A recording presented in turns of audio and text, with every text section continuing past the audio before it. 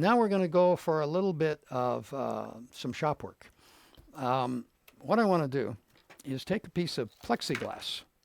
Now, you may have had occasion to work with plexiglass. I'm going to see about cutting plexiglass. If you go to the store and you have a whole display of plexiglass, it simply tells you to take a straight edge, buy a tool like this. Here, you can see it better over here. See that hook on the end? So that's actually a hook that's used for plastics and melamine and things like that.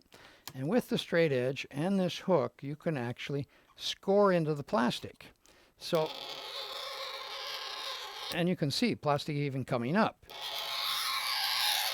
Now I'd have to do that several times and turn around and get this back side done properly, because if I don't do that, I get into trouble. And then you can snap it off. Or you can cut all the way through if you want. But I do want to show you. Here's the one I snapped off. I'm just not going to snap this because I have to go much further than that before it'll snap. Here, let's see how we can see this. If I put it up here, you can see it. Yeah, I just got to watch the flare. Look at right up in this corner. You can see this piece broken off. This is what came off of there. That's because that top part where I started the cut, I didn't do it deep enough all the way. I came back this way fine. I didn't do that way fine.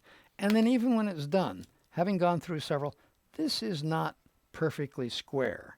Now, if I want to use plexiglass to really build something, I mean, if I'm just getting a cover for a photo frame, that works. Okay, it's great. But if I really want something either cut to a specific size and absolutely square, so it's going to butt into something else, I have to use a saw. Or you want to get fancy, as I often do. I'm making a model for a conference coming up. Here's plexiglass, and I needed a 45-degree angle.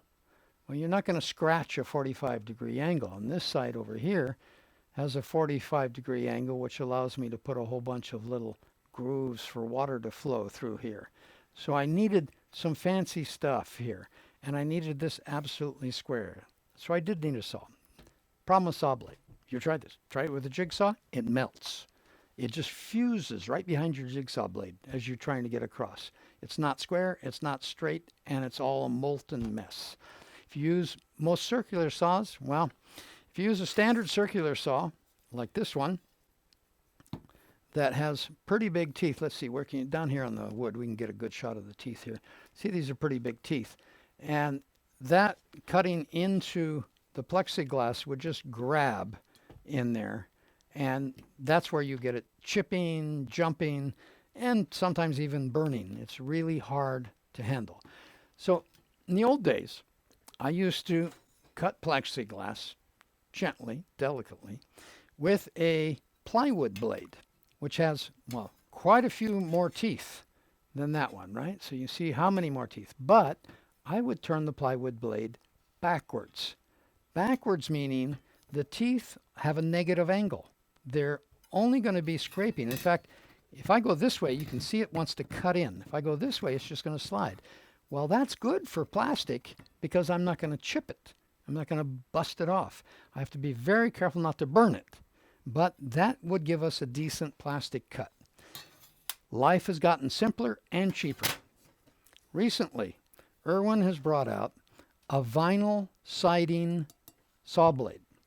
And if you look at the teeth, they point straight out like little pyramids. So they're not going that way or that way. They're going straight out, which means that they will always scrape. And so on vinyl and even on the plexiglass, they work pretty well. I'm just looking at the time, see if we have time to see something. I want to show you something that is kind of fun, because what I'd like to do, this is a 7¼ inch saw. It's made to go into a circular saw. And the circular saw turns pretty fast and would be difficult to control in the plexiglass. Vinyl siding, okay. But on plexiglass, you want a perfect measurement. It's not going to work so well. There's actually an advantage to putting this on a saw, radial arm saw or table saw, even a miter box, sliding miter box, that was built for a 10 or 12 inch blade. That may sound strange, but I want to show you blade speed in cutting wood.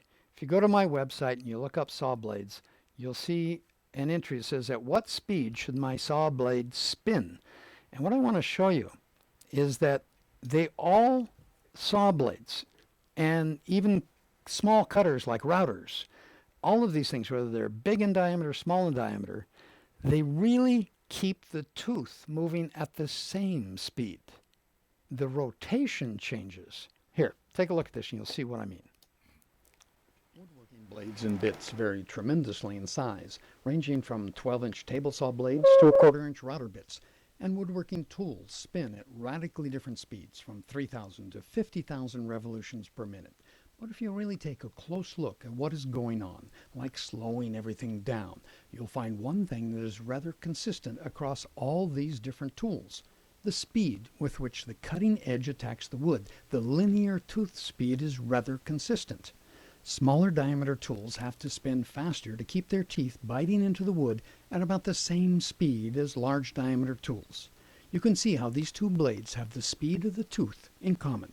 Actually, the attack can vary depending on the hardness of the wood or the quality of the cut desired, but general woodworking requires a cutting tooth to move at around 130 to 170 feet per second.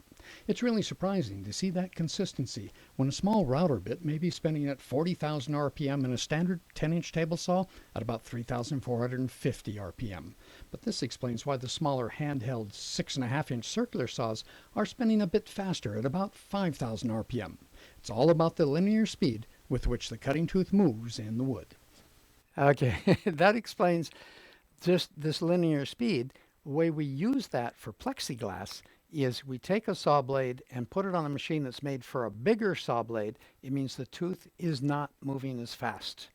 Okay, and suddenly it's going to actually give you a better cut in plastic by taking a smaller blade on a large machine, because the machine was designed to spin at the speed of the larger blade.